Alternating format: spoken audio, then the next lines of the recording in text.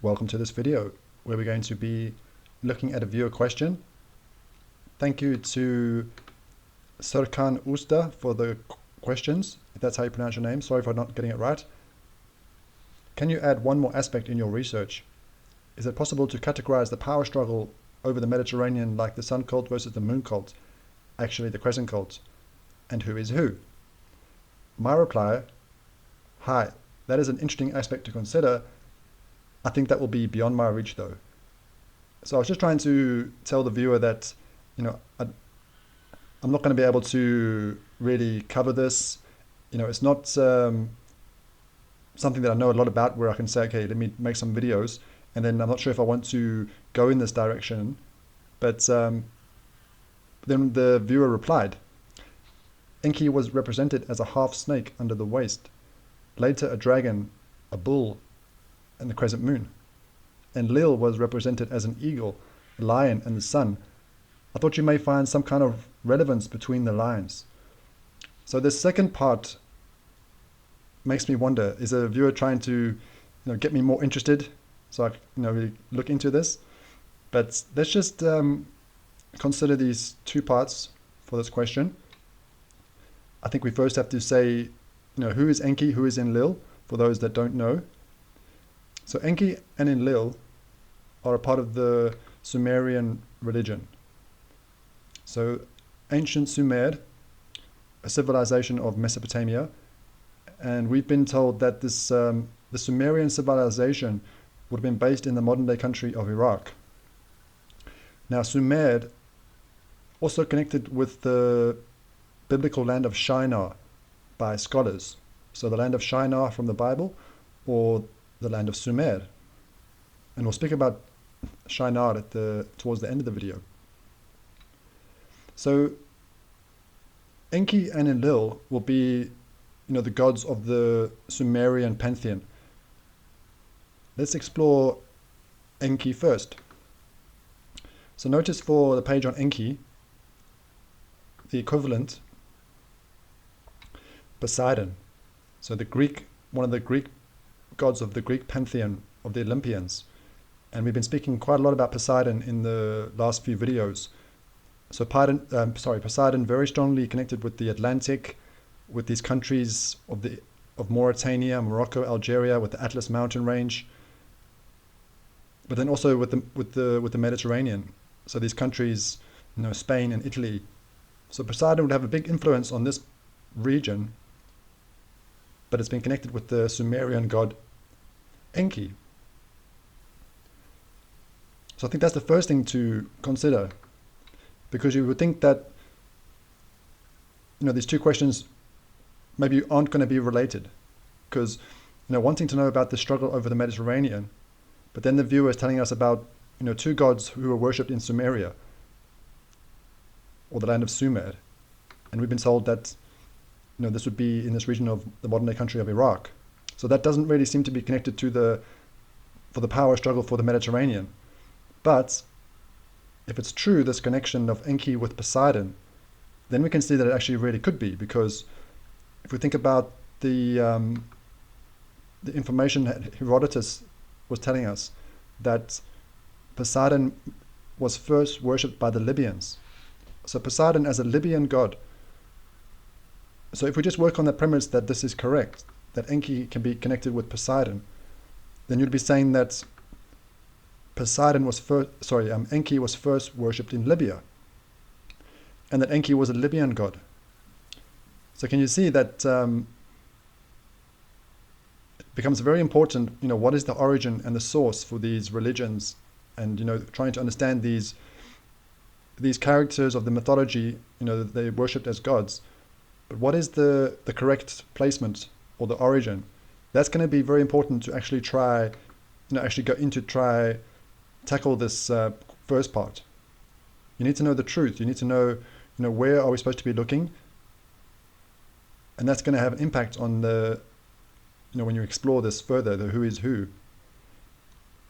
If we go to another one of the pantheon, so we notice that the father of Enki is given as An, or Anu. So Anu of the Sumerian pantheon. But notice again, connected with the Greek, so Zeus. But that's disputed because it's also connected with Uranus, another one of the Greek pantheon.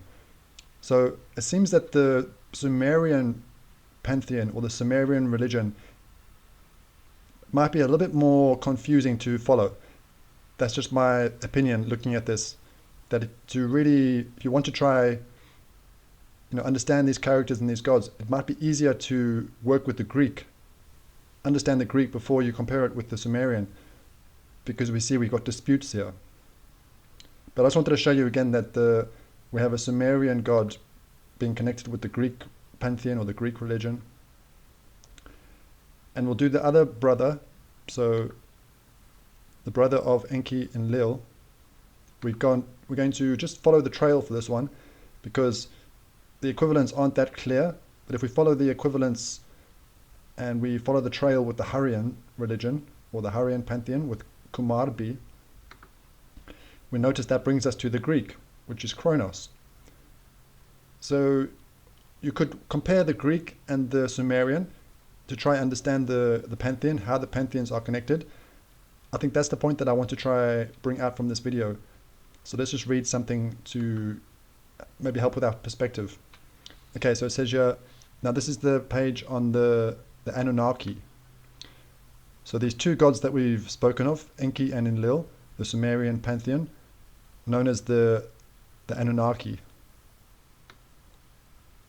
Okay, it says, the ancient Hittites and Hurrians, whose mythologies refer to a set of former gods banished to the netherworld by a newer generation, eventually identified the former gods with the Anunnaki.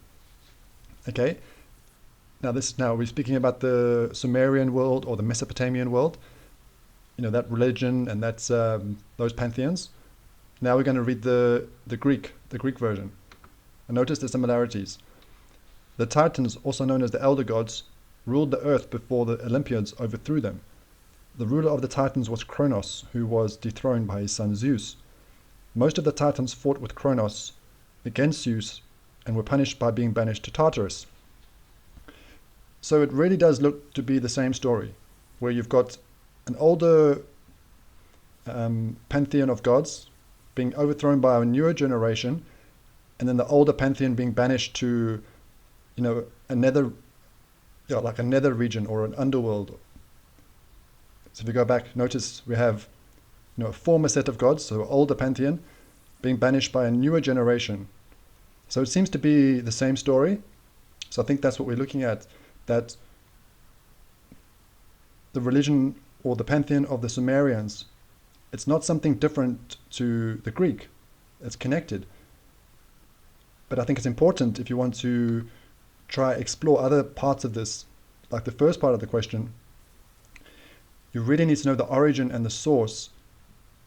Where are we supposed to be looking for the origin of these religions? That's going to have a big impact on your research and deciding where to go and really to get to the truth, because that's really what you want to know is the viewer saying who is who. So it's really a case of trying to obviously help with your perspective, but you want to get to the truth. You need to get things in their right place. So the pantheon of the Sumerian religion, I would be saying from what we've been learning in our recent videos, we should be looking to North Africa first. So Algeria, Libya, and Egypt for the origin and the source. So we'll speak a bit more about that as we go in this video. So I'd like to think about Genesis chapter 11, where the Bible speaks about the Tower of Babel. And it says that the whole world was with one language and common speech, and they found a plain in Shinar. And we have the story of the Tower of Babel, this rebellion. And it says here, if as one people speaking the same language they have begun to do this, then nothing they plan to do will be impossible for them. So all the tribes of the earth coming together, uniting, but in rebellion against God. Not to do something good or something righteous. It was an act of rebellion. So then the world was divided, and then the Lord scattered them from there all over the earth, and the languages were confused. So now we've been divided because we can't understand each other's languages. But then if we think about what the Bible is saying with this Tower of Babel, we have obviously going to have an element of a lot of confusion, because all the tribes are going to know the story. They're going to remember the story of the Tower of Babel and who was involved. But now the names of those people are going to be different. So, different tribes going in different directions, remembering the story, but now they've got their own language. So just trying to give an explanation why we have these different pantheons. So the way we presented with it is that the Sumerians, they've got their pantheon, they're worshipping their gods, and the Greeks have got their pantheon, worshipping their gods, like it's like a different form of religion that is not connected. But if we consider what the Bible's telling us about the Tower of Babel, the tribes being scattered, having the same story and knowing the events that happened, but now having their own language, you're going to have lots of characters, or a few of these characters, important characters that the Bible gives us, having different names. So now you would have different pantheons, but they're actually all going to be connected, coming from the same source. Yeah, let me know if that makes sense to try help understand why these religions, they all seem to be saying something similar. You have the Annunaki with the Sumerians, and this story that we read sounding remarkably similar to the story of the Greeks, of the Greek religion. So it all seems to be connected, and the fact that the names are different, I think the Bible could give us a very plausible explanation for that, and that we've been divided for a reason, because we were uniting but to rebel.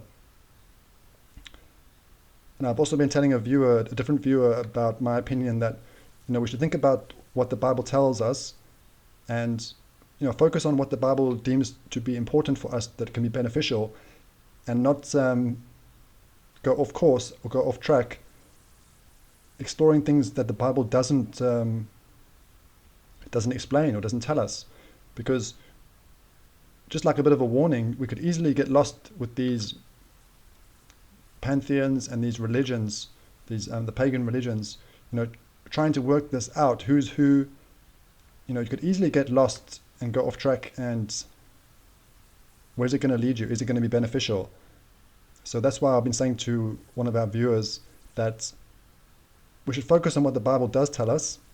So it does tell us about the Tower of Babel, and it also speaks about Nimrod. So we can focus on those things as well, because it could be important that the Bible is letting us know who is involved in this rebellion. So let's just finish with that, because we mentioned that Sumer could be the same as the land of Shinar. And we did do a video in our playlist, The Roman Empire and the Holy Land, this biblical land of Shinar in Sudan, Nimrod, the son of Cush. So in this video we speak about, was the land of Shinar of the Bible really in the land of Sudan, coming towards Ethiopia? And then if Shinar is the same as Sumer, then you would be saying that was the land of Sumer in the land of Sudan. So that would mean that you would have the Sumerian or the Mesopotamian world really in a different place from what we've been told. And then does that actually make sense when we get in this information from the historians like Herodotus, speaking about these gods like Poseidon and Athena being worshipped first by the Libyans, or even coming from Libya? So it's it seems to be the source, seems to be Africa, if we really want to get to the source, but maybe even connected to Egypt, coming towards Ethiopia. So please watch that video if you are new to the channel, to start to get an idea about the connection of Nimrod, son of Cush, and Ethiopia. So that'll be important. Let me know what you think about this video and these questions. I'm not sure if this is going to help Sir Khan Usta, but what we'll do is we'll see what people want to share, what they know about this, and yeah, if we get some kind of interesting reaction or comments, we can maybe go further with it. But I'm not sure if I want to go in this direction. But let's see what the response is, and yeah, let me know what you think about the fact that the Tower of Babel could, really explain a lot when we think about these different pagan religions. But I'll leave it for there, and then I'll look to see what you make of this video and if you want to share anything. So thank you for the question. I really appreciate that. I hope it is some help to your inquiry. And yeah, thank you for watching this one. We'll see you in the next video.